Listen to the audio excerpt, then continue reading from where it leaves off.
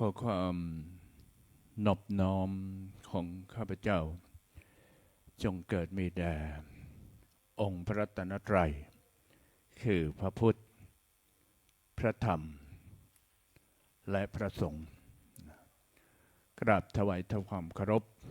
พระเดชพระคุณพระอาจารย์เจ้าคุณพระภาวนาธรรมาภิรัตน์วิปัสสนาธุระเจ้าอาวาสวัดลำเปิงตะโปธารามเจ้าสำนักปฏิบัติธรรมประจำจังหวัดเชียงใหม่แห่งที่2และเจ้าคณะอำเภอเมืองจังหวัดเชียงใหม่ด้วยความเคารพอย่างสูงยิ่งโอกาสคณะสงฆ์พระเถรานุเถระครูบาอาจารย์ตลอดจนถึงพระภิกษุสามเณรทุกรูปท่านขอหน่วยอวยพรขอความสุขความเจริญความมีสุขภาพที่ดีแข็งแรงจงเกิดมีแด่พุทธบริษัทสี่อุบาสกอุบาสิกาแม่ชีโยคีศรัทธาสาธุชนท่านนักปฏิบัติธรรมทั้งหลายทุกท่านทุกคนในวันสำคัญในทางพระพุทธศาสนาตั้งต้นแต่องค์สมเด็จพระสัมมาสัมพุทธเจ้าพระองค์นั้นได้ประสูติตรัสรู้และปรินิพพานพระองค์ก็ได้ตรัสสอนหลักธรรมแก่เราบรรดาอริยสาวกทั้งหลายในทางบรรดาพระมหาเถระอริยสาวกครูบาอาจารย์ก็ได้หวนรำลึกถึงประโยชน์ความดีที่องค์สมเด็จพระสัมมาสัมพุทธเจ้าหวนรำลึกถึงความดีที่พระองค์ได้สร้างเอาไว้จึงได้มีปรากฏในวันสำคัญทางพระพุทธศาสนาขึ้นมีอยู่ประมาณ6หรือ7วันก็คือ1วันวิสาขบูชา2วันอาสาฬหบูชา3วันเข้าพรรษา4วันออกพรรษา5วันมาฆบูชา6วันอัฐมีบูชาและ7วันธรรมสวนะหรือวันฟังธรรมในวันพระวันศีลนั่นเองเรียกว่าวันธรรมสวนะองค์สมเด็จพระสัมมาสัมพุทธเจ้าพระองค์นั้นได้ทรงบำเพ็ญบารมีมาก็ใช้เวลาทรงดำริที่จะเป็นพระพุทธเจ้า7อสงไขยเพราะฉะนั้นพระองค์ก็ทรงเปล่งอาสพิวาจาคือพระวาจาที่มีความแน่วแน่ว่าพระองค์นั้นจะตรัสรู้เป็นพระพุทธเจ้าและต่อมาพระองค์ก็ทรงได้บำเพ็ญเสวยพระชาติเป็นพระโพธิสัตว์ถึง4อสงไขยยิ่งด้วยแสนกับรวมทั้งหมดแล้ว ทั้งพระองค์นั้นได้ทรงดำริคิดได้เปล่งอาสพิวาจาคือลงวาจาเป็นแน่วแน่ว่าจะเป็นพระพุทธเจ้าพร้อมกับพระองค์นั้นได้ทรงบำเพ็ญสร้างบารมี30 ทัศถึง4 อสงไขยกับแสนกับนั้นก็โดยความยากลำบากโดยความใช้เวลาไม่ใช่น้อยที่พระองค์จะต้องทนทุกข์ยากความลำบากก็ไม่ใช่แต่จะเป็นแต่เพื่อพระองค์เองเท่านั้นพระองค์ทรงดำรินึกถึงเราท่านทั้งหลายพุทธบริษัทสี่พุทธศาสนิกชนที่เกิดมาในโลกนี้แล้วต้องพบกับอุปสรรคปัญหาที่จะเกิดขึ้นไม่ว่าจะเป็นความทุกข์ยากลำบากตั้งแต่เกิดมาแล้วจะต้องดำเนินชีวิตจนถึงตายเวียนว่ายตายเกิดแต่ละภพแต่ละชาติเพราะว่าการที่มนุษย์เกิดมาในโลกนี้นั้นใช่แต่ว่าจะเกิดแต่เป็นมนุษย์แต่ภพเดียวชาติเดียวหรือว่าภพต่อไปก็จะต้องเกิดเป็นมนุษย์อีกจะเกิดเป็นมนุษย์อย่างเดียวก็หาไม่ได้ก็แล้วแต่ว่าผู้ใดได้สร้างสมกรรมดีอันอยู่ในภายใต้คำสอนขององค์สมเด็จพระสัมมาสัมพุทธเจ้าตั้งจิตตั้งใจเป็นสัมมาทิฏฐิประกอบความดีด้วยความไม่ประมาทก็ได้การให้ทานแบ่งปันแก่บุคคลผู้ควรให้ปันด้วยการละเว้นจากการทำความชั่วด้วยการบำเพ็ญศีลรักษาศีลและประการที่3เป็นต้นนั้นก็มันในการที่จะเจริญจิตภาวนาเพื่อเป็นการสะสมบุญสร้างบุญให้พ้นจากภพภูมิที่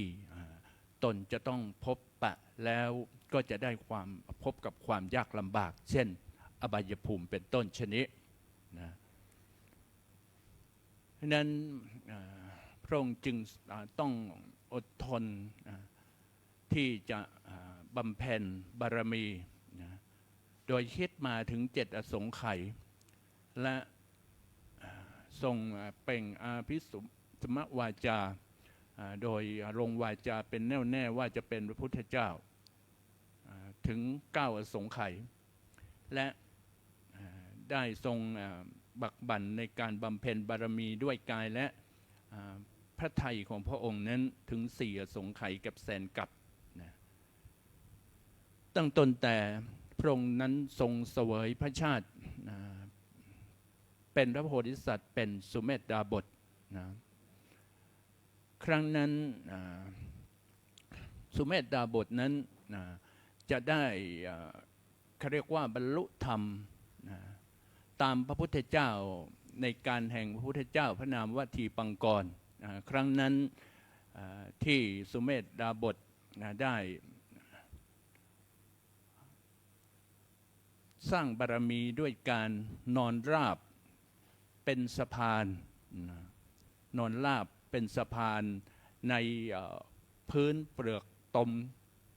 เสนอว่าคิโลนี่นะบ่อที่เป็นเปลือกตมนั้นสุเมธดาบสนำร่างกายของตนนั้นเป็นสะพานทอดก็เพื่อที่จะให้หมู่สงฆ์อริยสาวกขององค์สมเด็จพระสัมมาสัมพุทธเจ้าพระนามวัตถีปังกรเป็นต้นเป็นประธานนั้นได้เดินเหยียบบนหลังของตนเพื่อจะข้ามเปลือกตมนั้นไปเมื่อองค์สมเด็จพระสัมมาสัมพุทธเจ้าพระนามวัตถีปังกรเดินเหยียบร่างของสุเมธดาบส ข้ามไปนะพระองค์ก็ทรงทำนายพยากรณ์สุเมธดาบทว่าต่อไปท่านผู้นี้ก็จะได้ตรัสรู้อนุตตรสัมมาสัมโพธิญาณเป็นพระพุทธเจ้าพระนามว่าโพดมในเสียสงไขยกับแสนกับนะต่อมาเมื่อสุเมธดาบทคิดว่าหากว่าท่านเองนั้นจะได้บำเพ็ญโดยการเจริญจิตภาวนาในการที่จะได้บรรลุธรรมเป็นพระอรหันต์เลยนั้นสุเมธดาบทก็คิดดำริว่าเราหากจะได้ทำประโยชน์ซึ่งท่านก็เป็นพระโพธิสัตว์ก็จะนำหมู่สัตว์นั้นให้ข้ามวัฏสงสารไปดีกว่าดังนั้นประโยชน์อะไรที่เราจะได้บรรลุธรรมไปแต่เพียงผู้เดียวดังนั้นสุเมธดาบทโพธิสัตว์จึงได้สร้างบารมีจนมาถึงครั้งทศชาติคือพระโพธิสัตว์ทั้ง10พระองค์ทั้ง10พระชาติสุดท้ายก่อนที่องค์สมเด็จพระสัมมาสัมพุทธเจ้าพระนามว่าโคดมนี้จะได้ประสูติเป็นพระโพธิสัตว์พระนามว่าสิทธัตถกุมารนะโดยทรงสร้างบารมี30ทัศกับ4อสงไขยกับยิ่งด้วยแสนกับก็4อสงไขยกับแสนกับโดยพระชาติที่1พระโพธิสัตว์ทรงเสวยพระชาติเป็นพระเตมิยกุมารโพธิสัตว์เป็นพระโอรสของเจ้านครพาราณสีเตมิยกุมารโพธิสัตว์นั้นก็ได้บำเพ็ญบารมีมาแล้วตั้งแต่ครั้งสุเมธดาบทจึงคล้ายกับเหมือนกับว่าเป็นผู้ที่ได้สะสมบารมีในเรื่องของโลกวิทูเป็นผู้ที่รู้แจ้งโลกแต่ครั้งที่เป็นสุเมธดาบททั้งที่พระองค์นั้นจะได้บรรลุพระอรหันต์บรรลุธรรมตามพระพุทธเจ้าพระนามว่าทีปังกรแล้วแต่สุเมธดาบทโพธิสัตว์นั้นก็นึกถึงเราท่านทั้งหลายพุทธบริษัท4ก็จึงมาเสวยพระชาติเป็นเตมิยกุมารโพธิสัตว์ในพระชาติที่1ได้ทรงบำเพ็ญบารมีเมื่อประสูติเป็นเตมิยกุมารโพธิสัตว์มีพระชนมายุได้ประสูติได้1 เดือนนะพระองค์ก็ทรงนึกถึงว่าในอนาคตนะหากว่าเราได้สืบทอดราชบัลลังก์จากพระราชบิดานะเราก็จะต้องสั่งลงโทษนักโทษผู้กระทำความผิดสั่งประหารนักโทษประหารนะดังนั้นพระเตมิยกุมารโพธิสัตว์จึงคิดว่าเราอธิษฐานเป็นง่อยเปรี้ยเสียขาเป็นคนพิการดีกว่านะจนพระราชบิดานั้นก็ได้ให้หนหลวงทำนายว่าทำไมพระโอรสของเราถึงได้เป็นเช่นนี้หนหลวงก็ทำนายว่าเตมิยกุมารโพธิสัตว์นั้นเป็นคนกาลกิณีเมื่อเป็นเช่นนั้นจึงได้รับสั่งให้นำเตมิยกุมารโพธิสัตว์นั้นไปขุดหลุมฝังดิน เตมิยกุมารโพธิสัตว์ด้วยพระองค์นั้นจะต้องทรงบำเพ็ญบารมีต่อไปจึงได้เปิดเผยความลับให้แก่นายสารถีที่ได้ขับพระราชรถนำพระเตมิยกุมารไปฝังว่าตนมิได้เป็นคนพิการง่อยเปรี้ยเสียขาแต่อย่างใดเป็นเหมือนคนปกตินะ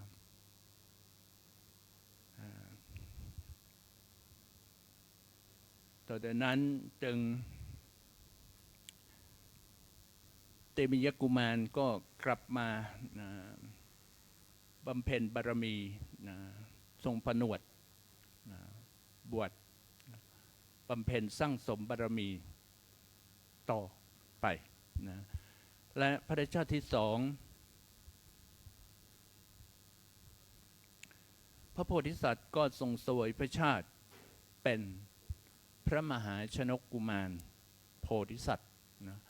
พระองค์นั้นได้ทรงบำเพ็ญวิริยะบารมีนะออกจากพระนครด้วยเรือสำเภา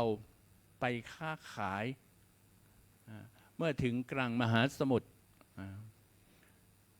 เรือสินค้านั้นก็เกิดอับปรางลงล่มสลายลงนะพระมหาชนกกุมารโพธิสัตว์นั้นก็ว่ายน้ำอยู่ในมหาสมุทรกลางมหาสมุทรนั้นถึง7 วันจนนางเมขราผู้ที่ดูแลปกป้องรักษามหาสมุทรดูแลคนผู้มีบุญมาพบเข้านางเมขราก็พูดในเชิงที่เป็นลองพระทัยดูลองใจดูนะว่าท่านไหวไปก็จะเสียเวลาเปล่ายังไงก็ต้องตายอยู่แล้วนะแต่พระมหาชนกโพธิสัตว์นั้นพระองค์ไม่ได้หวั่นไหวกับคำพูดของนางเมขราเลยพระองค์ยังมีความเพียรพยายามในการที่จะว่ายน้ำไปในกลางมหาสมุทรเพื่อบำเพ็ญบารมีต่อไปนะจนนางเมขราเห็นความมุ่งมานะบักบั่นความเพียรพยายามของพระโพธิสัตว์จึงได้อุ้มพระมหาชนกโพธิสัตว์ส่งถึงฝั่งพระองค์ก็ทรงผนวดนะในพระชาติที่3พระโพธิสัตว์ก็ทรงเสวยพระชาติเป็นพระสุวรรณสามโพธิสัตว์นะบวชเป็นพรหมฤาษีนะก็จะต้องเลี้ยงดูมารดาบิดาที่ตาบอดในพระชาตินี้พระสุวรรณสามก็ทรงบำเพ็ญเมตตาบารมีนะถูกยักษ์หรือกบิลยักษ์กบิลยักษ์กบินยักษ์ที่ชื่อกบินนะยิงธนูมาถูกกลางตัวเข้านะท่านด้วยพระเมตตาที่มีในพระสุวรรณสามโพธิสัตว์และพระองค์ก็ทรงบำเพ็ญบารมีอยู่นั้นนะทันที่พระองค์นั้นจะเกิดความอาฆาตโกรธเมื่อกบิลยักษ์ที่ชื่อกบินยิงธนูมาถูกนะด้วยความเมตตาธรรมที่มีอยู่ในพระโพธิสัตว์ก็ทรงแสดงทศพิธราชธรรมแก่ยักษ์ที่ชื่อกบินนั้นหรือกบิลยักษ์นั้น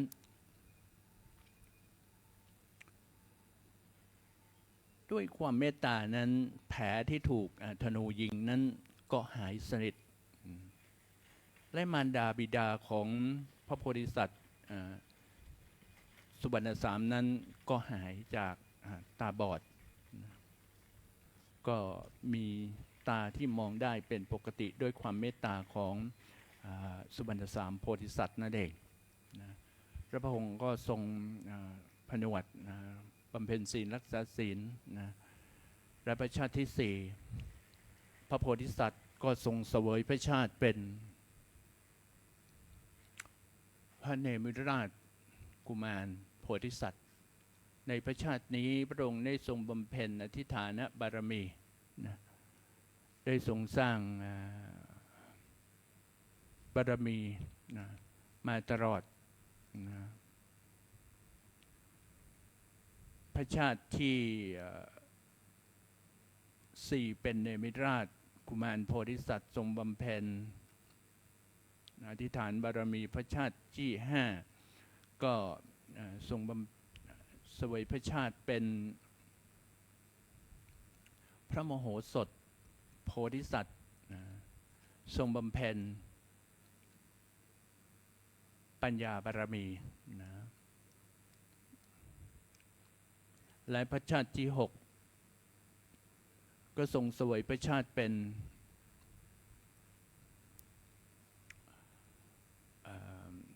ภูริทัตนาคราชกุมารนะทรงบำเพ็ญศีลบารมีนะพระชาติที่ 6นี้พระองค์นั้นทรงได้รับความทุกข์ทรมานมากนะเมื่ออยู่ในนครบาดาลนะเมืองพญานาคนั้นนะก็มีหมู่นางสาวๆที่เป็นนาคนั้นก็มาห้อมล้อมจนพระองค์นั้นจะต้องหนีจากนครบาดาลขึ้นมาบำเพ็ญศีลรักษาศีลอยู่ที่เมืองมนุษย์ก็ถูกพราหมณ์จับไปทำความทรมานทุกรูปแบบจนได้รับความทุกข์ทรมานและพระองค์นั้นเป็นพระราชโอรสของพญานาคมีฤทธิ์สามารถทำอะไรก็ได้แต่ด้วยเพราะพระองค์นั้นทรงบำเพ็ญบารมีด้วยศีลบารมีนั่นเองจึงมิได้ทำร้ายและทรงแสดงธรรมแก่พวกพราหมณ์ที่จับพระองค์ไปทำความทุกข์ทรมานนั้นจนพราหมณ์เหล่านั้นก็ได้รู้ถึงสัจธรรมในที่พระภูริทัตนาคราชนั้นได้แสดงจากมิจฉาทิฏฐิก็ได้เป็นสัมมาทิฏฐิเข้าใจในธรรมนั่นเองและพระชาติที่ 7พระองค์ทรงเสวยพระชาติเป็นมหาพรหมนามว่านารถะทรงบำเพ็ญอุเบกขาบารมีก็ทรงบำเพ็ญบารมีในพระชาติที่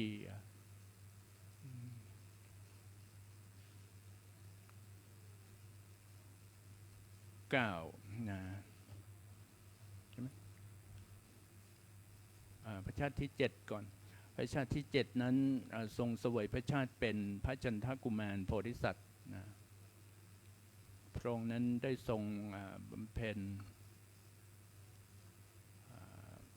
ขันติบารมีคือความอดทนอดกลั้นอย่างมากชาติที่ 9ชาติที่ 8เมื่อกี้นี้7 8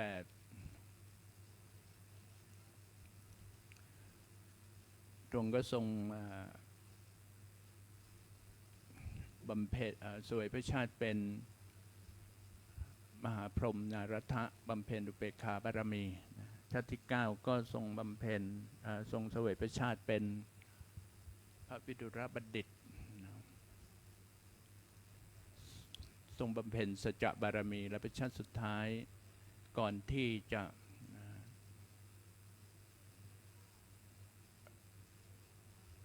ตรัสรู้ประสูติเป็นเจ้าชายสิทธัตถะก็เสวยพระชาติเป็นพระเวสสันดร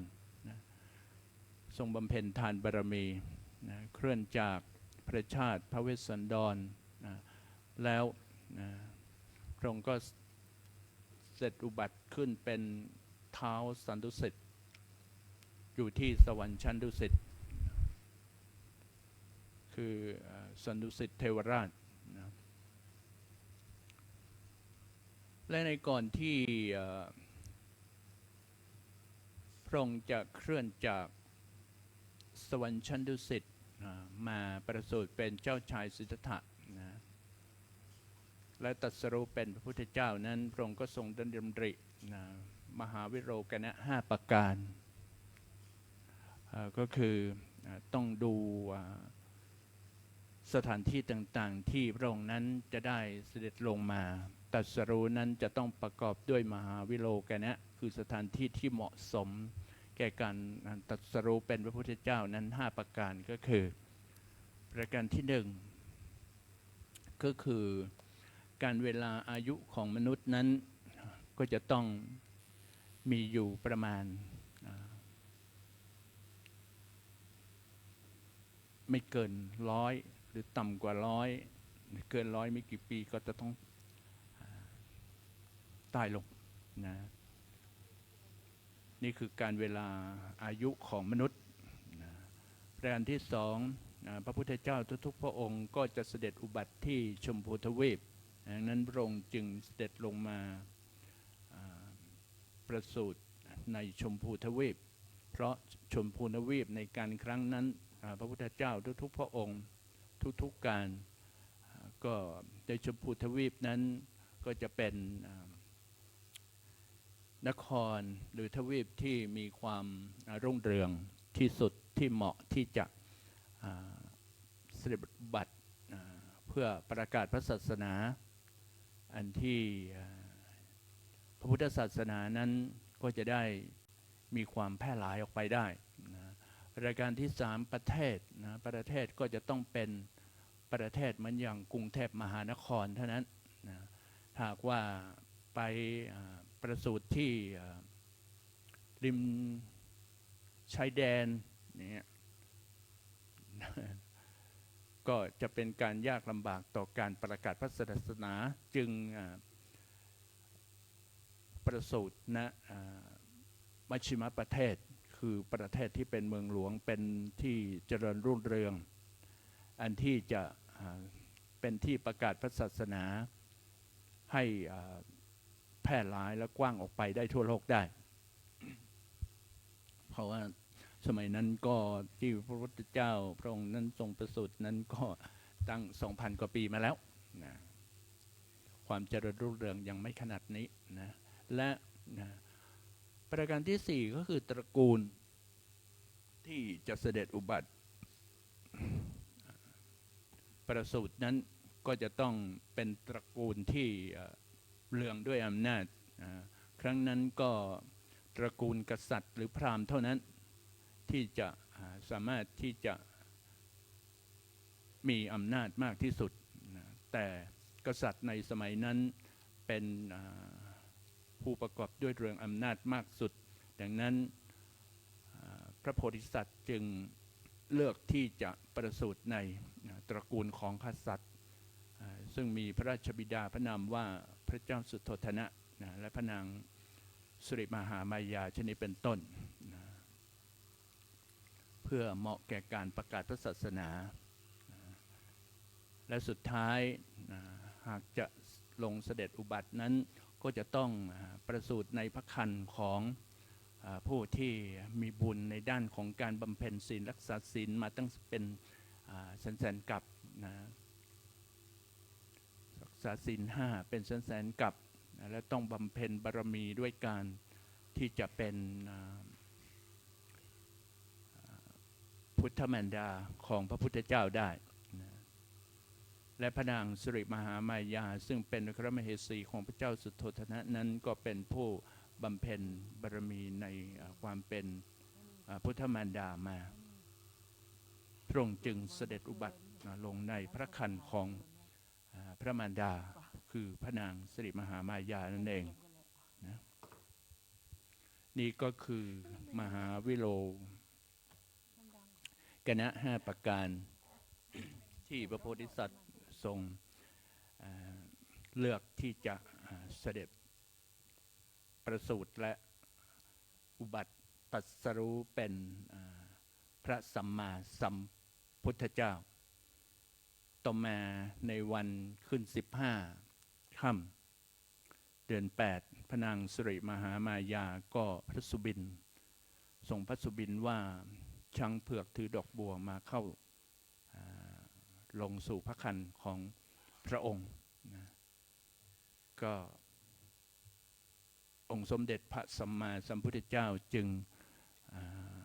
อยู่ในพระคันของพระนางสิริมหามายา10 เดือนจนถึงวันขึ้น15 ค่ำเดือน 6พระองค์ก็ประสูติเอาละวันนี้เอาไว้เท่านี้ก่อนนะวันนี้เวลาแห่งการที่เราจะได้มาน้อมรำลึกถึงคุณขององค์สมเด็จพระสัมมาสัมพุทธเจ้าที่พระองค์นั้นได้ทรงสร้างสมมาตั้งแต่ครั้งโน่นคิดมาตั้ง7 อสงไขยคิดดำริมา7 อสงไขยนะทรงเปล่งสภิวาจาคือวาจาที่มีความแน่วแน่ว่าเป็นห่วงเป็นใยพุทธบริษัท4นะจะต้องตรัสรู้เป็นพระพุทธเจ้าให้ได้เพื่อที่จะนำหลักธรรมคำสอนอันดีอันงามนี้มาเพื่อให้เราพุทธศาสนิกชนนั้นได้รู้ได้เข้าใจนะและพระสงฆ์ผู้ที่ได้รักษาหลักธรรมคำสอนนะขององค์สมเด็จพระสัมมาสืบสานสืบทอดนะเผยแผ่หลักธรรมถ้าไม่มีเราอริยสงฆ์และสมมุติสงฆ์หลังจากที่ตั้งต้นแต่ที่พระองค์นั้นได้ตรัสรู้มาจนถึงพระองค์นั้นเสด็จดับขันธ์ปรินิพพานนะเราท่านทั้งหลายอาจจะไม่ได้รู้และเข้าใจในหลักธรรมที่เราทั้งหลายได้รู้ได้เข้าใจทั้งในพระไตรปิฎก45 เล่มทั้งพระวินัยพระสุตตันตปิฎกหรือพระสูตรหรือพระภิธรรมที่เราท่านทั้งหลายประพฤติปฏิบัติกันมาถึงทุกวันนี้แล้วไปก็นิมนต์เจริญพรพุทธบริษัท4ท่านนักปฏิบัติธรรมทั้งหลายคุกเข่าขึ้นต่อไปเราก็จะได้กราบพระรัตนตรัยก่อนอัญชลีวันทาอภิวาทอัญชลีวันทาอภิวาทอัญชลีวันทาอภิวาทอัญชลีวันทาอัญชลีก็ขออนุญาตขอโอกาสกับพระมหาเถระในการเป็นต้นเสียงในการนำสวดมนต์ทำวัดเย็นในวันนี้ต่อไปเปิดหนังสือไปที่หน้า 1เล่มใหญ่หน้า 1นะ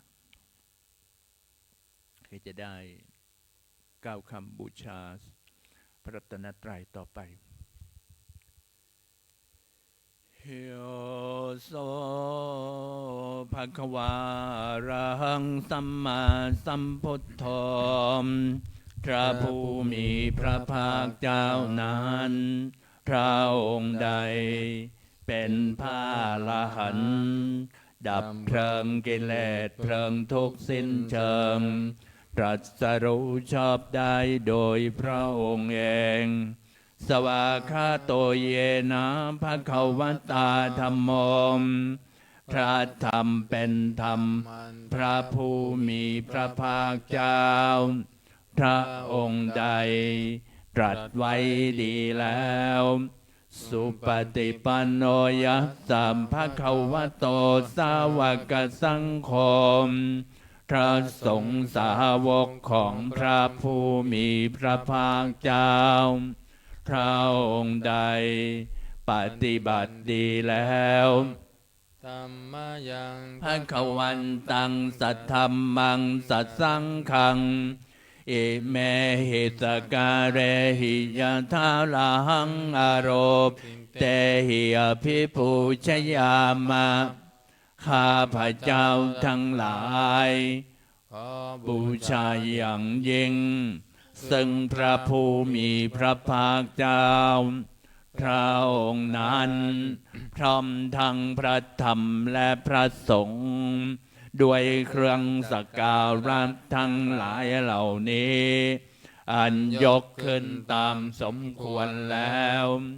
สาธุโนพันเตภควาตุจิราปะเรเนโพโตเปข้าแด่พระองค์ผู้เจริญพระผู้มีพระภาคเจ้า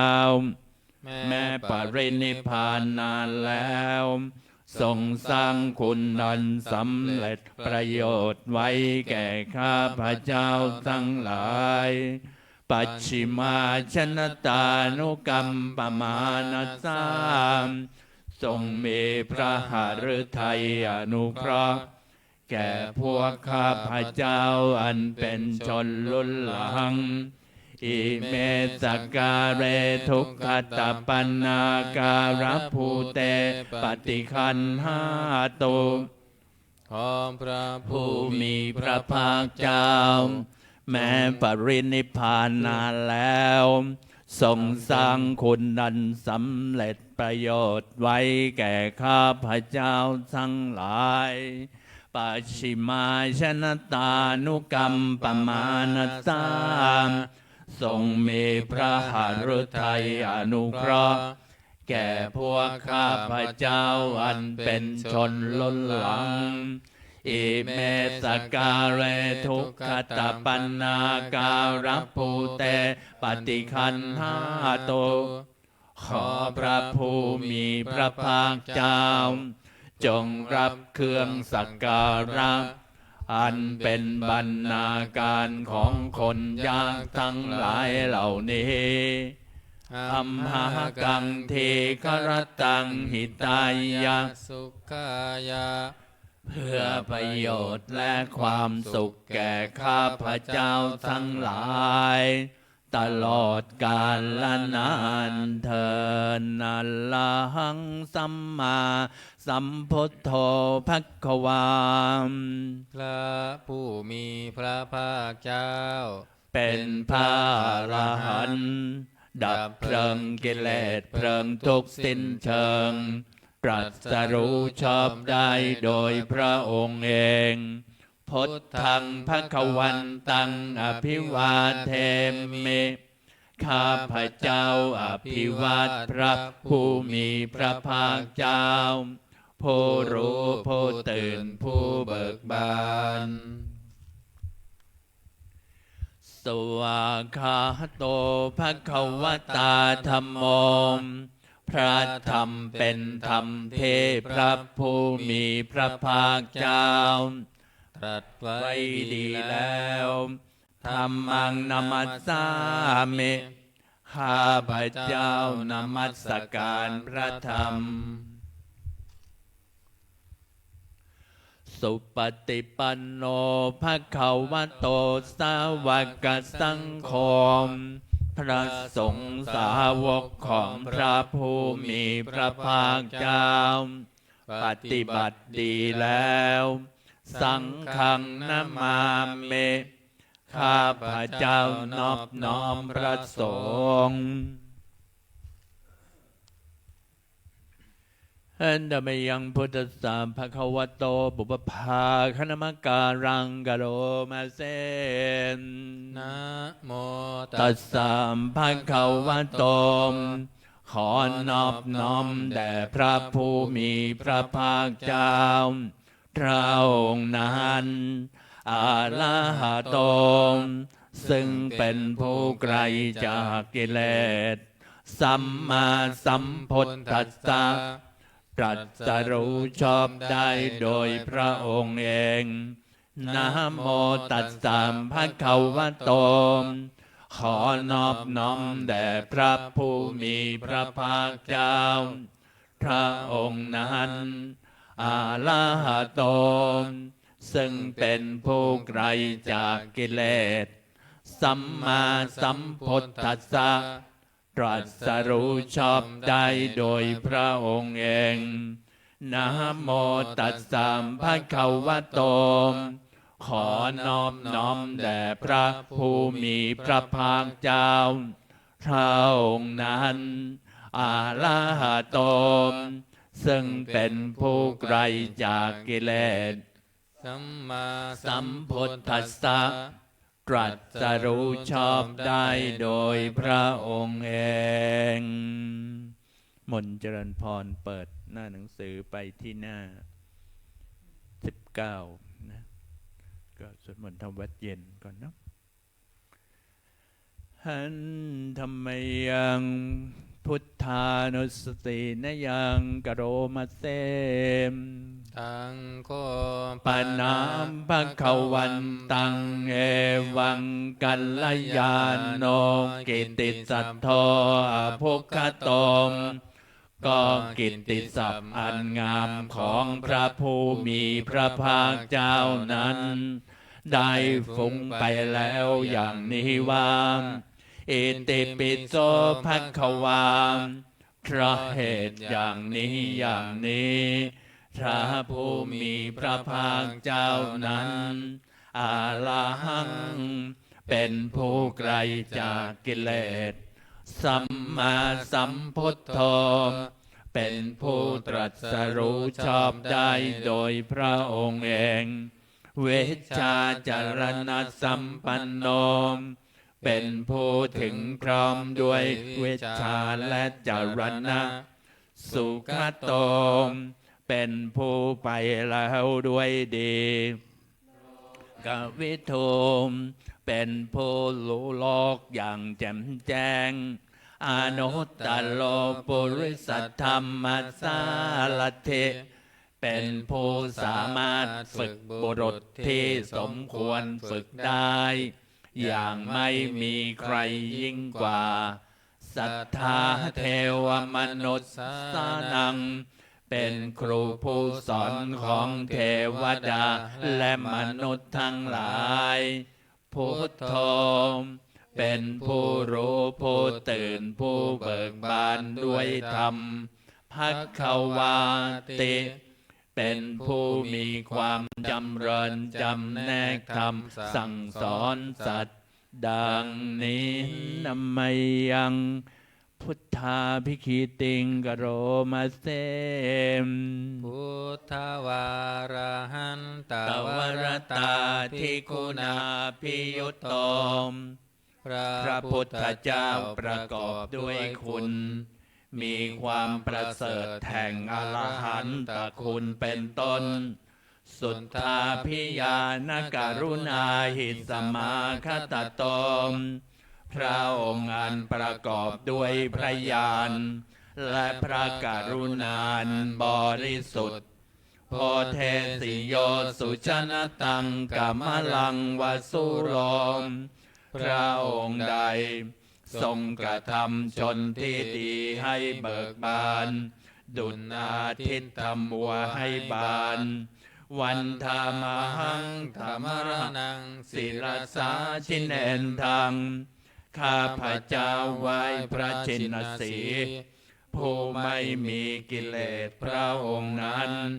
ด้วยเสียงกล่าวพุทโธโยสัมภปานินังสารนังเข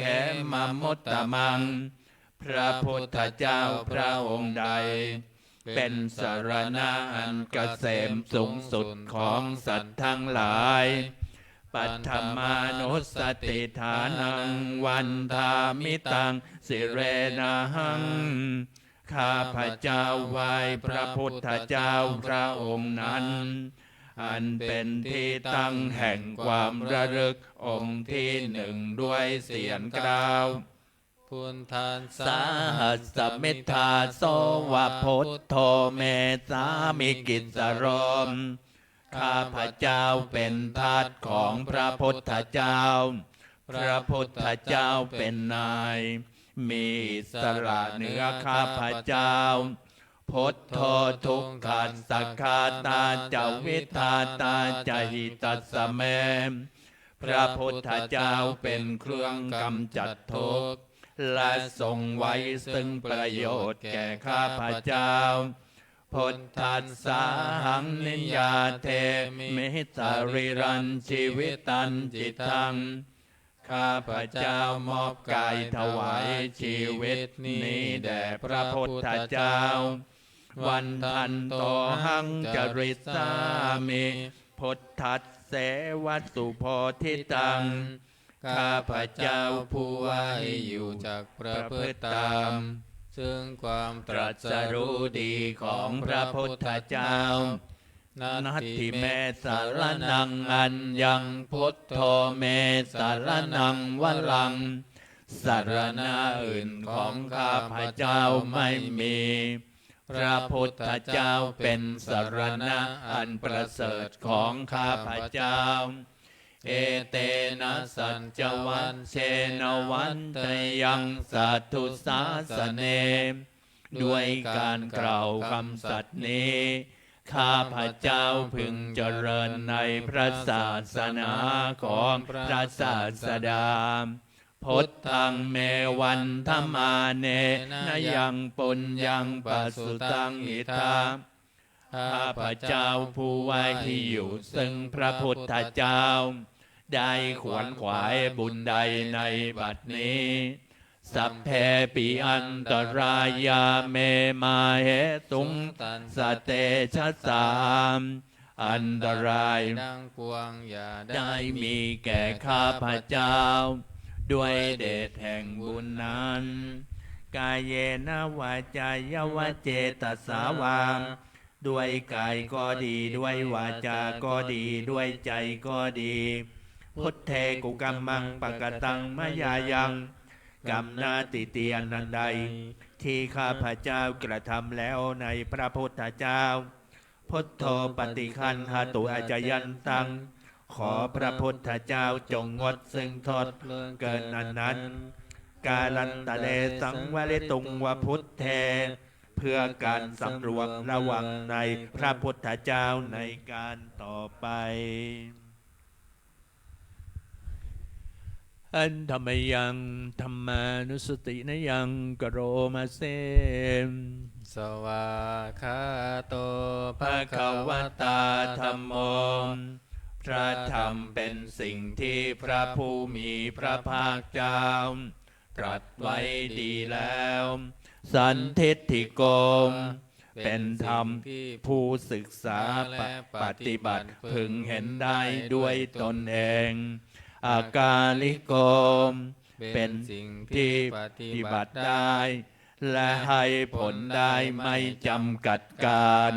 เอหิปัสสิโกมเป็นสิ่งที่ควรกล่าวกับผู้อื่นว่าท่านจงมาดูเถิดโอปัญญิโกมเป็นสิ่งที่ควรน้อมเข้ามาใส่ตัวปัจจตังเวทิตโพวินโยหิติเป็นสิ่งที่ผู้รู้ก็รู้ได้เฉพาะตนดังนี้นมยังธรรมาภิกิติงกโรมาเสมสวาคาตาตาทิคุณโยมขวัสเสนาไสโยมพระธรรมเป็นสิ่งที่ประเสริฐเพราะประกอบด้วยคุณคือความที่พระผู้มีพระภาคเจ้าตรัสไว้ดีแล้วเป็นต้นโยมัคคปากัปริยัตติวิโมกขเพโทมเป็นธรรมันจำแนกเป็นมรรคผลปริยัตและนิพพานธัมโมกุโลกปัตตนากัตถทาริธารีเป็นธรรมทรงไว้ซึ่งผู้ทรงธรรม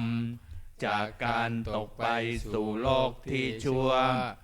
วันธามหังตมหารังวาลธรรมเมตังข้าพเจ้าไหว้พระธรรมอันประเสริฐนั้นอันเป็นเครื่องขจัดเสียซึ่งความมืดธัมโมโยสัพพปานินังสารนังแขมัมมุตตมังพระธรรมใดเป็นสารณะอันเกษมสูงสุดของสัตว์ทั้งหลายโทติยานุสติฐานังวันธามิตังสิเรนังข้าพเจ้าไหว้พระธรรมนั้นอันเป็นที่ตั้งแห่งความระลึกองค์ที่สองด้วยเสียงกล่าวธรรมัสสหัสสมิตาโสวัตธัมโมเมสามิกิสสรม ข้าพเจ้าเป็นทาสของพระธรรมพระธรรมเป็นนายมีอิสระเหนือข้าพเจ้าธัมโม โมทุกขัสสะคาตาจาวิทาตาจาหิตัสสะเมมพระธรรมเป็นเครื่องกำจัดทุกข์และทรงไว้ซึ่งประโยชน์แก่ข้าพเจ้า ธัมมัสสาหังนิยาเทมิ สรีรันชีวิตันจิตตังข้าพเจ้ามอบกายถวายชีวิตนี้แด่พระธรรมวันทันโตหังจริสามิธรรมัสเส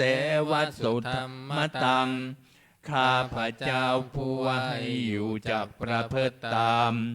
ซึ่งความเป็นธรรมดีของพระธรรมนัตถิเมสารนังอัญญังธัมโมเมสารนังวลังสารณะอื่นของข้าพเจ้าไม่มี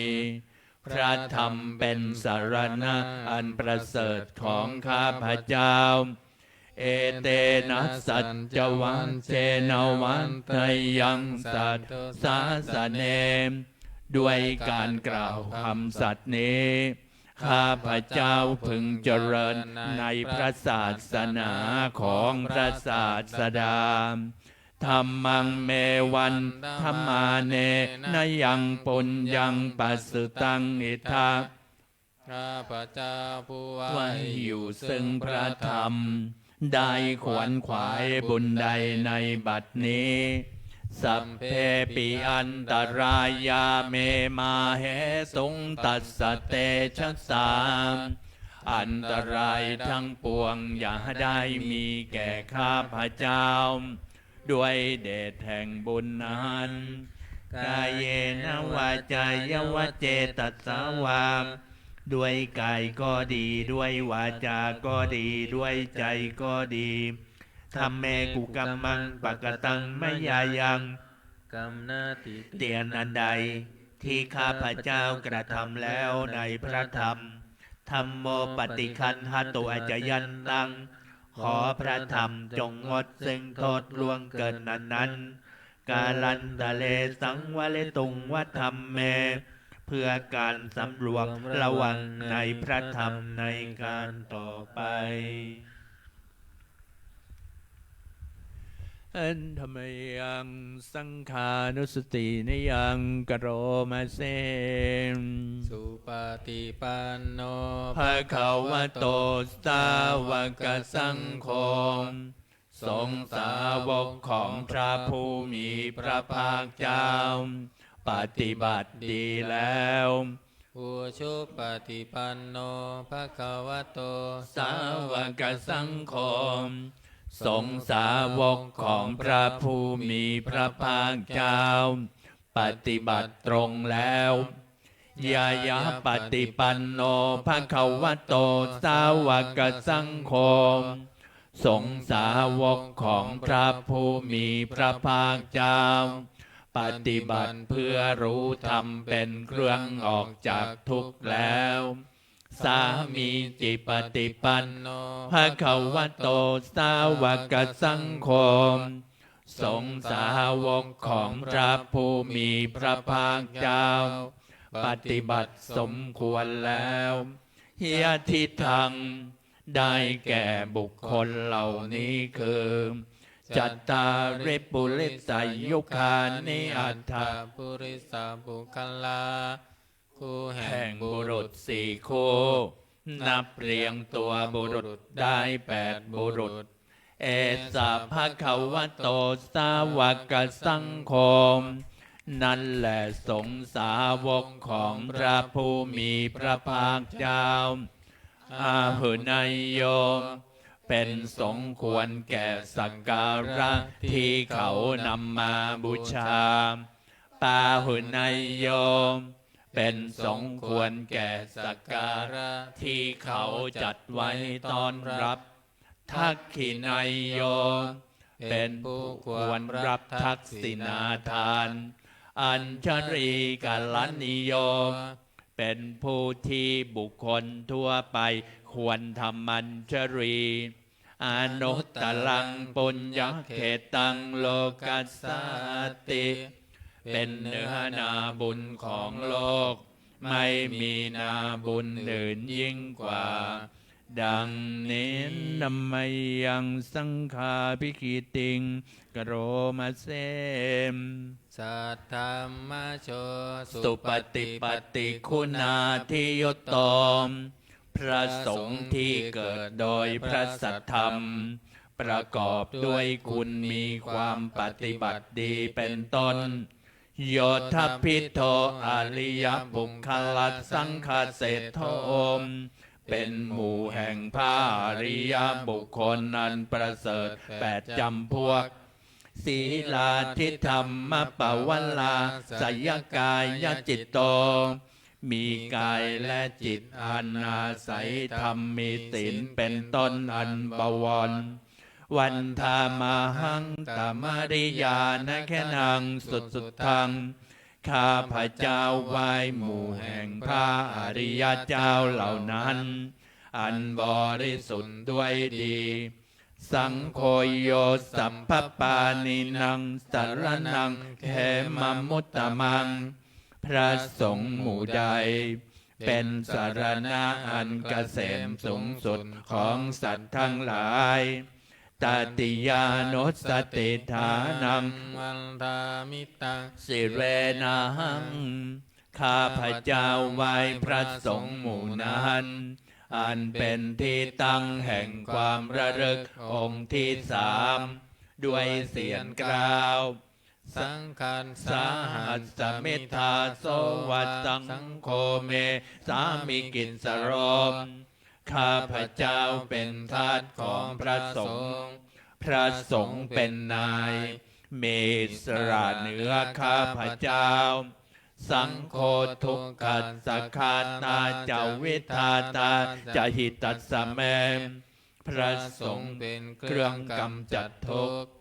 และทรงไว้ซึ่งประโยชน์แก่ข้าพระเจ้าสังคัสสาหังนิยาเทมิสารีรันชีวิตันจิตตังข้าพระเจ้ามอบกายถวายชีวิตนี้แด่พระสงฆ์วันทันโตหังจริตสามิสังคัสโสปฏิปันนตัง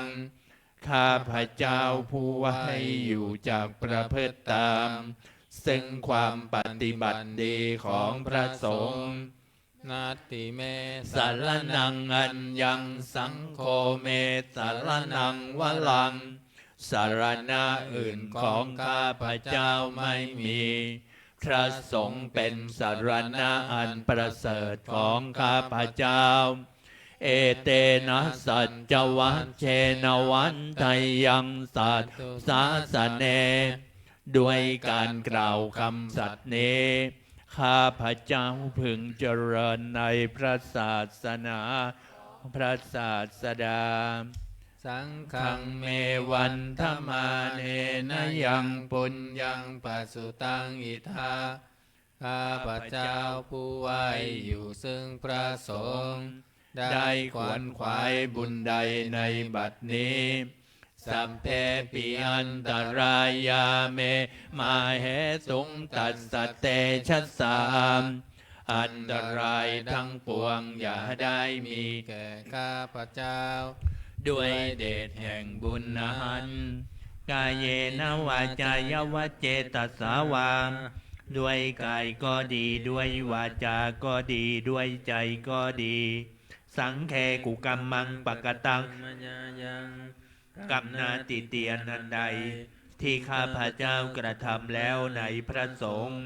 สังโฆปฏิคันหาตัวจะยันตังขอพระสงฆ์จงงดซึ่งโทษล่วงเกินนั้นกาลันตะเลสังวลิตุงวสังเคเพื่อการสำรวมระวังในพระสงฆ์ในการต่อไปมนต์เจริญพรเปิดหน้าหนังสือไปที่หน้า38นะก็จะได้สาธยายนะสวดพระพุทธพจน์นะซึ่ง องค์สมเด็จพระสัมมาสัมพุทธเจ้าตรัสสอนแก่อริยสาวก 1,250 องค์แต่ครั้งที่พระองค์ตรัสรู้ได้9 เดือนครั้งสมัยพุทธกาลแล้ว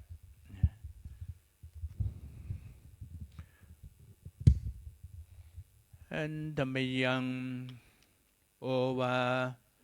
ปาติโมกขคาทายโยพนามเสมสัพพปาปัสสะอาการนังการไม่ทำบาปทั้งปวงกุศลสุปสัมปทาการทำกุศลให้ถึงพร้อมสัจจิตตปริโยทปนังการชำระจิตของตนให้ขาวรอบเอตังพุทธานัสสาสนังทำซ้ำอย่างนี้เป็นคำสั่งสอนของพระพุทธเจ้าทั้งหลายขันติปัลมังตโปติติฆาขันติคือความหมดกลั้นเป็นธรรมเครื่องเผากิเลสอย่างยิ่งนิพพานังปัลมังวัฏันติพุทธาผู้รู้ทั้งหลายกล่าวพระนิพพานว่าเป็นธรรมมันยิ่งนาหิปภัชิโตปรูปคาติผู้ทำสัตว์อื่นอยู่ไม่ชื่อว่าเป็นบรรพชิตเลยสัมมโนโหติปรังวิเหทยันโตผู้ทำสัตว์อื่นให้ลำบากอยู่ไม่ชื่อว่าเป็นสัมมณะเลยอนุปวาโทอนุปคาโตการไม่พูดร้ายการไม่ทำร้ายปาติโมกเขจะสังวโลการสำรวมในปาติโมกข์มัตตัญญุตาจะพัตตัสสมิงความเป็นผู้รู้ประมาณในการบริโภคปันตัญจะสยนาสนังการนอนการนั่งในที่อันสงัดอาทิตย์กิตเตจะอายโยโคความหมั่นประกอบในการทำจิตให้ยิ่งเอตังพุทธานาสาสนังทำ6 อย่างนี้เป็นคำสั่งสอนของพระพุทธเจ้าทั้งหลายพุทธเจ้าทั้งหลายก็ทุกพุทธันดรนะแต่ละพระองค์เสด็จอุบัติเปิดย้อนมาที่หน้า27ก่อนก็จะได้นี่ก็คือพระพุทธพจน์เหมือนกันแต่ครั้งที่พระองค์นั้นยังทรงดำรงพระชนอยู่ก็พระองค์ก็ได้ตรัสสอนการพิจารณาการบริโภคใช้สอยปัจจัยทั้ง4ทั้งเช้าทั้งเย็นตั้งแต่เช้าแม่นะหันธรรมยังอตีตปัจเจเวคณาปาทังพนามาเสมอาชามายาปัญจเวคิตวายังชีวรังปริพุตังจีวรใดอันเรานุ่งห่มแล้วไม่ทันพิจารณาในวันนี้ตังยาวันเทวสิตัสสะปฏิฆาตายาจีวรนั้นเรานุ่งห่มแล้วเพียงเพื่อบำบัดความหนาวอุณหัสสะปฏิฆาตายาเพื่อบำบัดความร้อนดังสัมมักกัสสวาตาตปัสสิริงสปัสสัมผัสสานังปฏิฆาตายาเพื่อบำบัดสัมผัสอันเกิดจากเหลือบยุงลมแดดและสัตว์เลื้อยคลานทั้งหลายยาวันเทวายุเรโกปินาปฏิชาธนาทังและเพียงเพื่อปกปิดอวัยวะอันให้เกิดความละอายอาจมยาปัจเจเวคิตวายโยปินทปาโตปริพุตโตบิณฑบาตใดอันเราฉันแล้วไม่ทันพิจารณาในวันนี้โสเนวันทวายาบิณฑบาตนั้นเราฉันแล้วไม่ใช่เป็นไปเพื่อความเพลิดเพลินสนุกสนานนามาทายาไม่ใช่เป็นไปเพื่อความเมามันเกิดกำลังพลังทางกาย นามันนายาไม่ใช่เป็นไปเพื่อประดับนาเวโพสนายาไม่ใช่เป็นไปเพื่อตกแต่งยาวันเทวาอิมัสสกายสัทธิติยามแต่ให้เป็นไปเพื่อความตั้งอยู่ได้แห่งกายนี้ยาปนายาเพื่อความเป็นไปได้ของอัตภาพเวเหงสุปรติยาเพื่อความสิ้นไปแห่งความลำบากทางกายพระมหจาริยานุขายาเพื่ออนุเคราะห์แก่การประพฤติพรหมจรรย์อิติปุรานันจะเวทนังปฏิหังคามิด้วยการทำอย่างนี้เราย่อมระงับเสียได้ซึ่งทุกขเวทนาเก่าคือความหิวนาวันจะเวทนังนาอุปาเทสามิและไม่ทำทุกขเวทนาใหม่ให้เกิดขึ้นยาตราจะเมภวิสติอนวัชตาจะพาสุหาโรจาติหนึ่งความเป็นไปโดยสะดวกแห่งอัตภาพนี้ด้วยความเป็นผู้หาโทษมิได้ด้วยและความเป็นอยู่โดยผาสุกด้วยจากมีแก่เราดังนี้อาจจะไม่ยาปัญจเวงคินตวายังเสนาสนังปริพุตังเสนาสนะใดเราใช้สอยแล้วไม่ทันพิจารณาในวันนี้ตัณวะเทวสีตัสสะปฏิฆาตายาเสนาสนะ นั้นเราใช้สอยแล้วเพียงเพื่อบำบัดความหนาวอุณหัสสะปฏิฆาตายาเพื่อบำบัดความร้อนดังสมกัสสวาตาตัมปัสสิริงสัพพสัมผัสสานังปฏิฆาตายาเพื่อบำบัดสัมผัสอันเกิดจากเหลือบยุงลมแดดและสัตว์เลื้อยคลานทั้งหลายยาวันเทวาอุตุปริสยาวิโนทนังปฏิสัลลานารามาทังเพียงเพื่อบรรเทาอันตรายอันพึงมีจากดินฟ้าอากาศ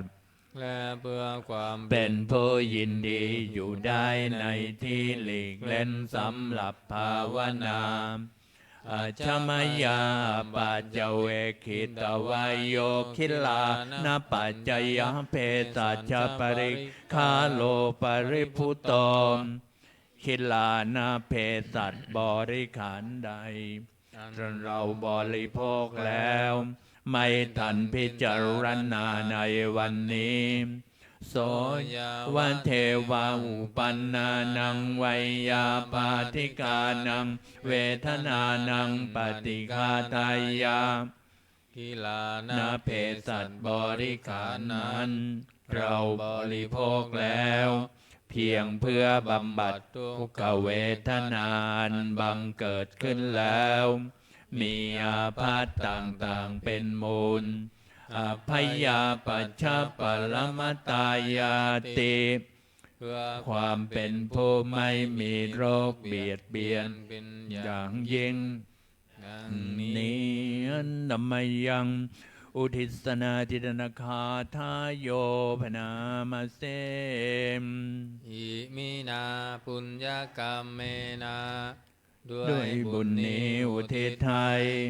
อุปัชฌายาคุณุตตราม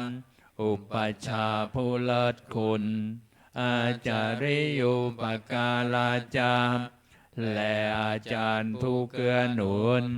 มาตาปิตาจยาตกามทั้งพ่อแม่และปวงญาติสุริโยจันทิมาราชาสุนจันและราชาคุณวันตานราปิจาผู้ทรงคุณเหลือผู้สูงชาติพรหมมาลาจาอินทาจาพรหมมาลาอินทราช โลกปาลาจะเทวตาทั้งถวยเทพและโลกบาลยมโมมิตามนุษสาจายมราชมนุษย์มิตรมัชฌตาเวริกาปิจาผู้เป็นกลางผู้จ้องผลานสัพเพสัตตาสุขีหนตุขอให้เป็นสุขสารทุกทวนา อย่าทุกข์ทนปุญญานิปกตานิเม บุญผองที่ข้าทำจงช่วยอำนวยสุภผลสุขังจติวิทังเทนโตให้สุขสามอย่างล้นขิปปังปาเปทโวมตังให้โลถึงนิพพานพรันอิมินาปุญญกรรมเมนะด้วยบุญนี้ที่เราทำอิมินาอุทิศเสนาจะและอุทิศให้ปวงสัตว์อิมปาหังสุลเพเจวาเราพันได้ซึ่งการตัดตัณหุปาทานเฉทนังตัวตัณหาอุปาทานเยสันตาเนหินาธรรมาสิ่งชั่วในดวงใจยาวานิพพานโตมะมัง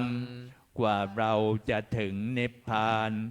นัสสันตุสัพพทาเยวามาลายสิ้นจากสันดานยัตถาชาโตภเวภเวทุกพรหมที่เราเกิดหัวโชจิตตังสติปัญญามีจิตตรงและสติทั้งปัญญาประเสริฐสัลเลโควิริยัมหินาพร้อมทั้งความเพียรเลิศเป็นเครื่องขูดกิเลสหายมาราระพันตุโนกาสังโอกาสอย่าพึงมีแก่หมู่มารสิ้นทั้งหลายกาตุนจะวิริเยสุเมเป็นช่องประทุษลายทำลายล้างความเพียรจมพุทธาทิปวโรนาโทพระพุทธผู้บวรนาถธัมโมนาโถวรตตโมพระธรรมที่พึงอุดม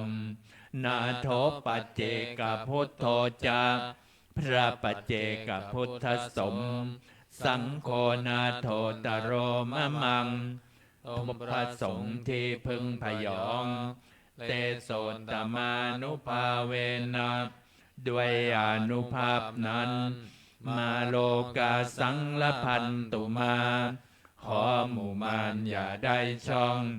ทัสสะปุญญานุภาเวนะด้วยเดชบุญทั้ง10ปองมาโลกาสังละพันตุมาอย่าเปิดโอกาสแก่มารเถิด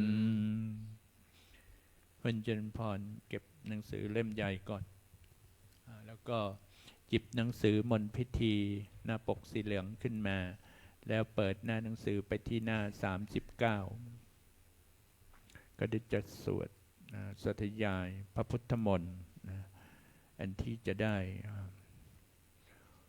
ถวายทิศส่วนอานิสงส์ผลบุญอันเนี้ยที่เราท่านทั้งหลายประกอบกันอยู่ทั้งหมดเป็นหมู่คณะทั้งพุทธบริษัท4ทิศส่วนอานิสงส์ผลบุญไปให้แด่สมเด็จพระนางเจ้าสิริกิติ์พระบรมราชินีนาถพระบรมราชชนนีพันปีหลวงทรงเสด็จสวรรคตลงก็เราทั้งหลายก็จะได้น้อมถวายความอาลัยน้อมส่งวิญญาณของพระองค์นั้นกลับสู่สวรรคาลัยต่อไป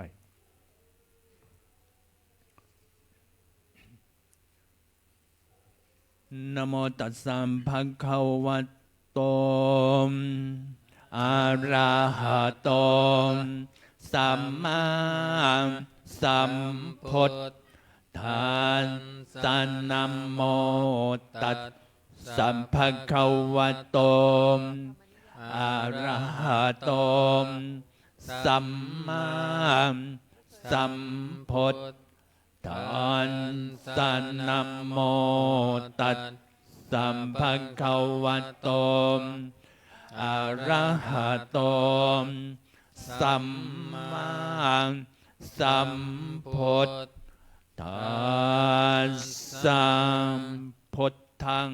สรณังคัจฉามิธัมมังสรณังคัจฉามิสังฆังสรณังคัจฉามิทุติยัมปิพุทธังสรณังคัจฉามิทุติยัมปิธัมมังสรณัง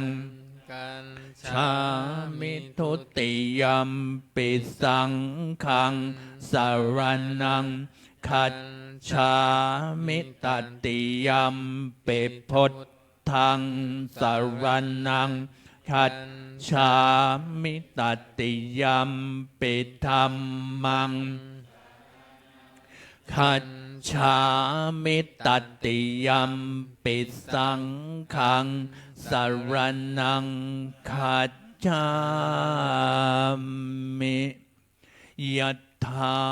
ปิเสลาวิปุลานัพพังอาหาจัปปพัตตาสัมมันตาอนุปาริญญยงเนปปอนแทนตาจตุนทิสาเอวังชันราจัมมัจจุจจะอธิวัตตันติปานิโนขัตติเยมพรัมมเนเวเสสุดแทนจันดาลปุกกุเสนกินจิปริวัตเช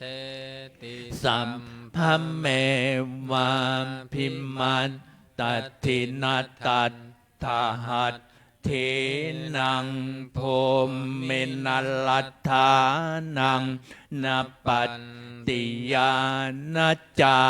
ปิมันตยศเชนัสสักกาเชตงท่านเนนวาตัสสัมมาหิปันดิโตปโสสัมปัสสังอัตธรรมัตตันโนพุทเทธรรมเมจะสังเกจะที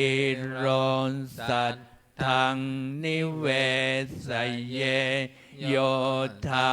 มจารีกายเยนวาจายะอุทธเจตัสสาอิเทวันนังปัสสังสันติเปจัสสักเคปโมทัตติยัสสัสสัทธานตัทธาคเตมอัญจลาสุปฏิทิตาสีลันจยัตสกัลลยานังอริยกันตังปัสสังสิตังสังเคปัสสาโทยัสสัตเทอุชุภูตันจัตทัสสนังอัทธลิโทติตังอาหุอโมคันตัสสัจชีวิตตังตัสสมาสัทธันจัสสีลันจัปปัสสาทังธรรมทัสสนังอนุยุนเชตธรรมเมทาวีสลังพุทธานัสสาสนันเตบทขัดไม่ต้องว่าตามยังเวนิพพานญาณัสสญาณังบุพเพปวัตตเตตัดเสวะวิสยีภูตายายังธรรมนิยามตาอนิจจตาทุกขตาจะสัพเพสังจะอนันตตาตัสสะปะกาสกังสุตตังยังสัมพุทเทนะภาสิตังสาธุนังญาณจาเรนะยะถาพุทเทนะเทสิตัง โยนิโสปฏิปัจจทังตังสุตันตังพระนามเสเอวเมสุตังเอกังสัมมยังภควาสาวันทิยังวิหารติเชตตาวันเนอนาถปินดิกัสสะอาราเมตราระโคภควาภิกขุอามันเตสิภิกขโวติภัทธันเตติเตภิกขุภควโตปัจจัสโสสุงภควาเอตัทธโวจะอุปาทาวาภิกขเวตัทธาคตานังอนุปาทาวาตัทธาคตานังทิตาวัสสาธาตุธรรมัตทิตตตาธรรมนิยามตาสัพเพสังขาราอนิจจาติตังตัทธาคโตมอภิสัมพุทชติอภิสัมเมติอภิสัมพุทชิตตวาอภิสัมเมตตวาอาจิกติเทเสติปัญญเปติปัฏฐเปติวิวัลติวิภัจจติอุตตานิกัรโรติสัพเพสังขาราอนิจจาติอุปาทาวาภิกขเวตัทธาคตานังอนุปาทาวาตัทธาคตานังทิตาวัสสาธาตุธรรมัตทิตตตาธรรมนิยามตาสัพเพสังขาราทุกขาติตังตัทธาคโตอภิสัมพุทธติอภิสัมเมติอภิสัมพุทธิตตวาอภิสัมเมตตวามอาจิขติเทเสติปัญญเปติปัฏฐเปติวิวัลติวิภัจจติอุตตานิกัรโรติสัพเพสังขาราทุกขาติอุปาทาวามภิกขเวตัทธาคตานังอนุปาทาวาตัทธาคตานังทิตาวัสสาธาตุธรรมัตทิตตตาธรรมนิยามตาสัพเพธรรมาอนัตตาติตังตัทธาคโตอภิสัมพุทธติอภิสัมเมติอภิสัมพุทธิตตวาอภิสัมเมตตวาอาจิงคติเทเสติปัญญเปติปัฏฐเปติวิวัลติวิภัจจติอุตตานิกัรโรติสัพเพธัมมาอนัตตาติอิทัมมะโว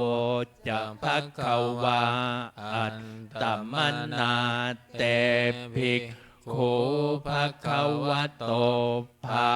สิตังอภินันโทนเตสัพเพสังขาราอนิจจาติยัตถาปัญญา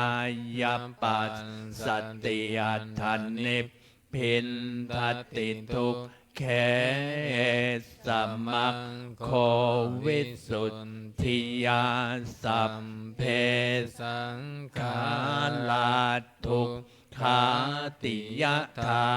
ปัญญายปัสสติอัฏฐานนิพเพนทัตติทุกเขสัมมัคคมวิสุทธิญาณสัพเพธรรมาอนัตตาติยธรรมปัญญายปั ปั ส สสติอัฏฐานนิพเพนทัตติทุกเขสัมมัคคมวิสุทธิญาอัปปกาเตมนุษย์เสสุเยมชนะปาลคามิโนอัฏฐายังอินตลามปัจชาติละเมวานุทาวติเยจะโคสัมมัทธักขาเตธรรมเมธรรมานุวัตติโนเตชะนาปัลลเมสันติมัตจุดไทยยังสุดทุตตะลังกันหังธรรมังวิปาหายสุกังภาเวทัพปันดิโตโอกาอโนกัมมาคัมมาวิเวกเกยัต ทัตถุระมังตรัสตราพิลติมิตรชัยยหิตตวากาเมอากินจันโนปริโยทัพไมยะอัตตานังจิตตะกะเลเสหิปันดิโต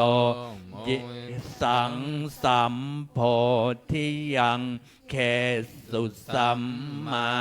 จิตตังสุภาวิตังอาทานปฏินิสสังเคอนุปาทายเยรตาขีนาสวาชุติมันโตเตโลเกปรินิพพุตตาติอวิชชาปัจจยาสังขาราสังขารปัจจยาเวนญาณังเวนญาณปัจจยาสมรูปังนามารูปปัน ปัจจยาสัลลายตานังสัลลายตานาปัจจยาปัสโสปัสสัมปัจจยาเวทนาเวทนาปัจจยาตัณหาตัณหาปัจจยาปาทานังอุปาทานปัจจยาภาวภาวปัจจยาชาติชาติปัจจยาชรามลนังโสกัปริเทวทุกขัดโทมนัสสุปายาสาสัมภวันติเอวเมตัสสะเกวัลลัสสะทุกขักขันทัสสะสมุทัยโยติ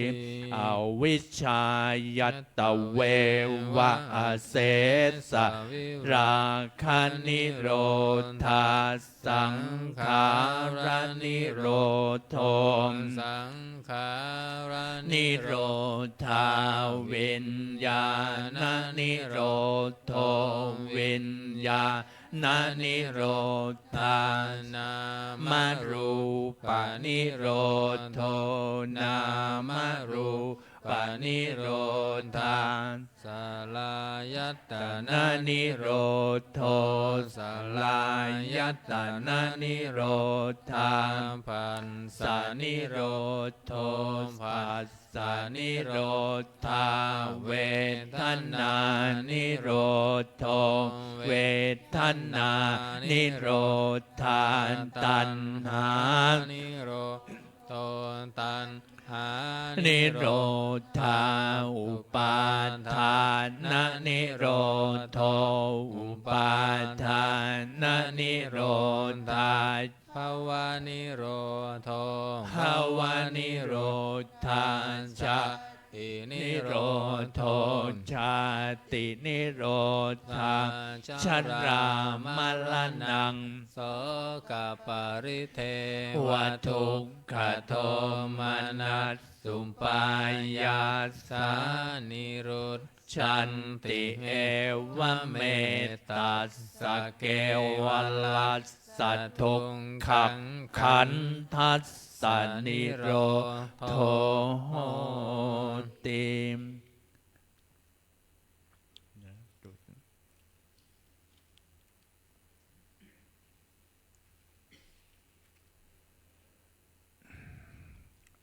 ทุก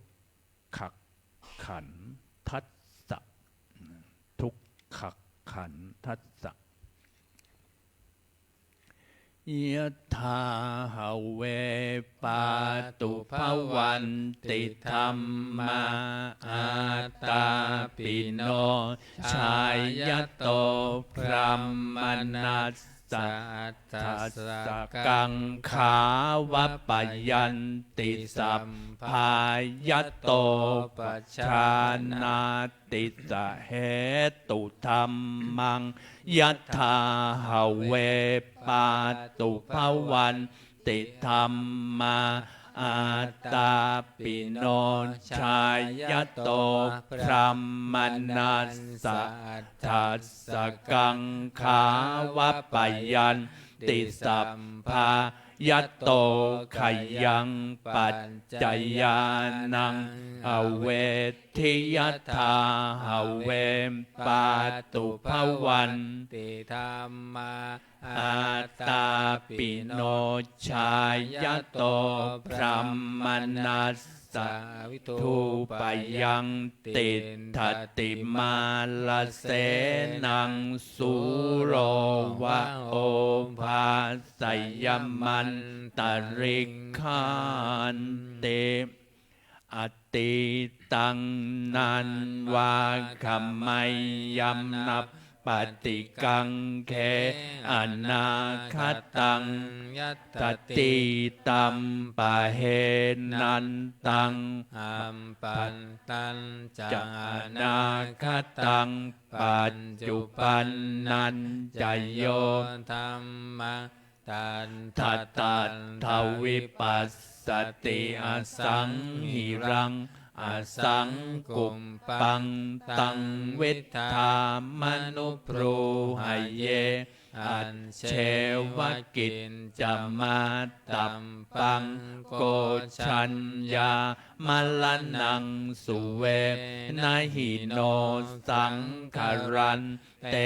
นะมหาเสเนนัมมัจจุนาเอวังวิหาริมาตาปิงอโหรัตตมตันทิตังตังเวพันเทกรัตโตติสันโตอาจิกเตมุนีเตอเนกชาติสังสาลัง สันทา วิสังอนิมพิสังคหาการังขเวสันโตทุกขาชาติปุณัปุนังคหากาลกัตถิโทสิปุณังเคหังนกาหัสสิสัพพาเตภาสุกาภักคาคหากูตังวิสังกตัง วิ สังขารักขตังจิตตังตันหานังขยมัญชักขาติเปิดหน้าไปหนังสือไปที่หน้า100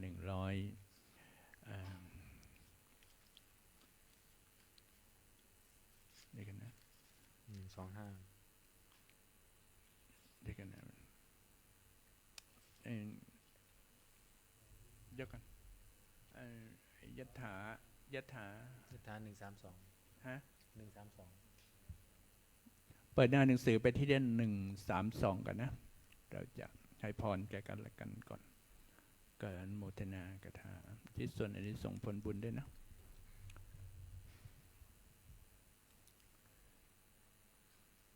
ยะถาวาริวะหาปุราปาริปุเรนเตสาคลังเอวะเมวะอิโตทินังเปตานังอุปกปติอิชิตังปฏิตังตุมหังคิปะเมวะสามิจตุสัพเพปุเรนตุสังกปาจันโทปนะระโสยะถามณิโชติระโสยะถาสัพพิติโย วิวัจจันตุสัพพะโลกโควินาศสันตุมาเตมภวัตวันตรายโยสุขีทีคายุโกภวะพิวันธนสิลิสนิจจัง วุฒาปัจจายโนจัตตารโอธรรมาวันทันติอายุวันโนสุขังภาลังต่อมาเปิดพลิกกลับมาหน้า125เนาะก็จะได้สวดพิจารณาสดับปกรณ์บทสดับปกรณ์เป็นการพิจารณาสังขารทั้งหลายเป็นของไม่เที่ยงนะเกิดขึ้นแล้วมีความเสื่อมแล้วก็ดับไปเป็นธรรมดาความดับแห่งสังขารเหล่านั้นแหละเป็นเหตุนำมาซึ่งสุขสัตว์ทั้งหลายกำลังตายอยู่ด้วยและจะตายอยู่ด้วยเราก็เหมือนกันเราก็จะตายอยู่เหมือนกันนั้นความสงสัยในความตายนี้จึงไม่มีแก่เรานิจจวัตสังขาราอุปาทวยธรรมิโนอุปชิตวานิโรชันติเตสังอุปัสสโมสุโขสัพเพสัตตามรันติจามริงสุจะมริสเลมตเทวะหังมริสามินัตถิเมเอทัสสังสยโยมเปิดไปที่หน้า135ก็จะได้สวดติโรกุตสูตรกันปัจฉิมภาคเป็นพระพุทธพจน์ก็จะได้อุทิศส่วนอันนี้ทรงผลบุญนี้ไปให้แก่พระองค์อัฏฐาสิเมนะอัฏฐาสิเมอากาสิเมยาติมิตตาสักขาจะเมเปตานังทักขินังทัตชาปุมเพกัตตมนุสสรังนหิรุณนังวาโสโกวายาวันยาปริเทวนานาตังเปตามันทายะเอวังติทันติยาตโยอายัญจะโคทักขินาทินนาสังคัมมิสุปฏิทิตาทิงครัตตังหิตายันสัทธานัสโสอุปกัปปฏิโสยาติธรรมโมจะยังนิทานสิโตเปตานปูชาจักกตาอุราลาหลันจะเพกโคนัมมนุปปะเทนนังตุมเหหิปุญญังปัสสุตังอนัปปกันเตภวะตุสัพพมังคารังดรักขันตุสัพพเทวตาสัพพ พระพุทธานุภาเวนัสปัฏฐานโสทิภวันตุเตภวันตุสัพพ พระมังคารังรักขันตุสัพพเทวตาสัพพธรรมานุภาเวนัสสัทธาโสทิภวันตุเตภวตุสัพพมังคารังรักขันตุสัพพเทวตาสัพพสังฆานุภาเวนัสสัทธาโสทิภาวันตุเตอนุโมทนากับทุกท่านทุกคนนะก็เก็บหนังสือไว้ก่อนนะต่อไปเราก็จะได้ร่วมกันน้อมที่จะเจริญจิตตภาวนาให้ได้เกิดเป็นบุญอานิสงส์ช้างกระดิกหูงูแลบลิ้นนี่ถ้าอานิสงส์ผลบุญที่เคยทำมาแต่เดิมหรือในปัจจุบันที่ทำเกิดขึ้นก็ทำก็จะเกิดขึ้นในจิตในใจเราเราได้ในส่งผลบุญแล้วก็จะได้น้อมอุทิศส่วนในส่งผลบุญนี้ไปให้แด่สมเด็จพระนางเจ้าสิริกิติ์พระบรมราชินีนาถพระบรมราชชนนีผวงซึ่งเป็นแม่ฟ้าแห่งแผ่นดินเราน้อมส่งดวงวิญญาณของพระองค์นั้นส่งเสด็จสู่สวรรคาลัยต่อไปนะสมควรแก่เวลาแล้วเราก็จะได้แผ่เมตตากันต่อไป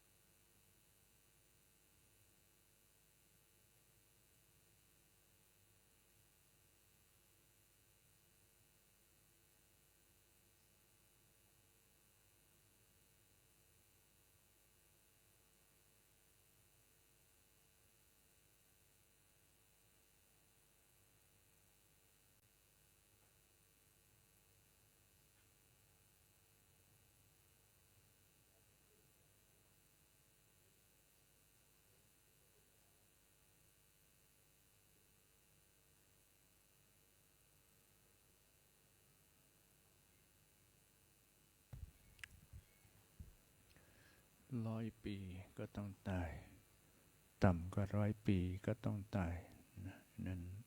องค์สมเด็จพระสัมมาสัมพุทธเจ้าจึงตรัสสอนพระอานนท์ว่าอย่าให้ตั้งอยู่ในความประมาทนะ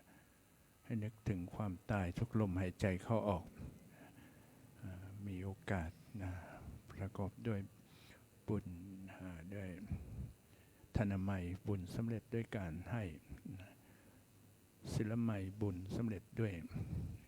การบำเพ็ญศีลรักษาศีลเว้นจากการทำความชั่วภาวนาใหม่บุญสำเร็จด้วยการเจริญจิตภาวนามีโอกาสทำอันใดก็รีบทำเพราะพวกเราท่านทั้งหลายนั้นก็มีอายุแค่100 ปีนะมีโอกาสก็ทำต่อไปเราก็จะได้แผ่เมตตาที่ส่วนในทรงผลบุญเนี่ยเปิดหน้าหนังสือไปที่หน้า66นะ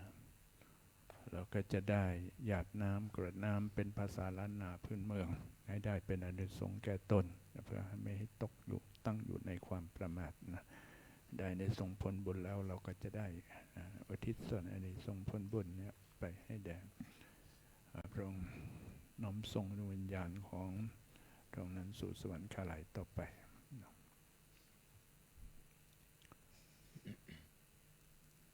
อิทังทานากัมมังนิพพานาปัจจโยโหตุโนเนจังอิทังศีลกัมมังนิพพานาปัจจโยโหตุโนเนจังอิทังภาวนากัมมังภานาปัจจโยโหตุโนนิจังยังกินเจกุสลังตัพพังกัมมังสัพเพหิยัมเมหิกาตังปุญญังโนอนุโมทันตุสุนันตุปนโตเยเทวาสัมมิงทาเนอาทิคาตาติคายุกาสัทธาหนตุสัพเพสัตตาสุขีอัตตานังปะหารันตุมาตาปิตาสุขิตาหนตุทุกขาปะมุญจันตุสัมเพยาตกะสุขิตาหนตุทุกขาปะมุญจันตุสัพเพยาดากะสุขิตาหนตุทุกขาปะมุญจันตุสัพเพปิสาสัพเพยัคขาสัพเพเปตาสุขิตาหนตุทุกขาปะมุญจันตุสัพเพนักขัตตาสุขิตาหนตุทุกขาปะมุญจันตุสัพเพเทวาสุขิตาหนตุทุกขาปะมุญจันตุสัมเพอาจาริยุปัจจายาสุขิตาหนตุทุกขาปะมุญจันตุสัมภาสัมปติโยสามิจันตุโวอัญชรีวันทาภิวาอัญชรีวันทาอัญชรีวันทาจะไปวันทาหลวงก่อนเนาะวันทามิพุทธังสัพพะเมวัตโตสังฆามัตถะเมพันเตวันทามิธัมมังสัพพะเมวัตโตสังฆามัตถะเมพันเตวันทามิสังฆังสัพพะเมวัตโตสังฆามัตถ ทะเมพันเต วั วัน น ทา ทา มิ มิ คา คา โล โล ปั ปั จ จ จา จาย า า จา จา ริ ริ เย สั สั พ พ พ พะ เม เม วะ วะ โท โท สั สั ง ง ฆา ฆาม ะ ะ ทะ ทะ เม เม พั พั น น เต เต วั วัน น ทา ทา มิ มิกัมมัฏฐา นั นั ง ง สั สั พ พ พะ พะ เม เม วะ วะ โท โท สั สั ง ง ฆา ฆาม ะ ะ ทะ ทะ เม เม พั พั น น เต เต วั วัน น ทา ทา มิ มิอา รา รา เม เม พั พั น น ทั ทั ส สสีมัง สั สั พ ม พะ ภะ เม เม วะ วะ โท โท สั สั ง ง ฆา ฆาม ะ ะ ทะ ทะ เม เม พั พั น น เต เต วั วัน น ทา ทา มิ มิเจติ ติ ยั ยัง ง สั สั พ ม พั พั ง ง สั สั พ ม พั พั ท ท ธา ธา เน เน สุ สุ ปา ปัน ติ ติ ทิ ทิ ตา ตา สา สา ลิ ลิ ล ลั ลั น น ทา ทา ตุ ตุ ม ม หา หา โพ โพ ธิ ธิง พุทธรูปังสักกาก าลั ลั ง ง สะทานาคะโลเก เทวะโลเก พรหมโลเก จัมพูทิเป ลังกาทิเป สาลิลาธาตุโยเกสาธาตุโยม ระหันตาธาตุโยเจติยังกันทะกุติง จ ตุราสิติสาหัสเสธรรมขันเทสัพ เพ สัมปาทะเจติยังอหังวันทามิสัพพัสโสอัญชรีวันทาภิวาสอัญชรีวันทาภิวาสอัญชรีวันทาภิวาสอัญชรีวันทาอัญชรีวันทาน้อยองค์พระรัตนตรัยก่อนนะสาธุวันทาพันเตสัพพังอัปปะลัตถังพันเตมยากาตังปุญญังสามินาอนุโมทิตพังสามินากาตังปุญญังไมหังพาตัพพังสาธุสาธุอนุโมทามิอัญชรีวันทาภิวาสอัญชรีวันทาภิวาสอัญชรีวันทาภิวาสอัญชรีวันทาอัญชรีไม่กราบพระมหาเถระ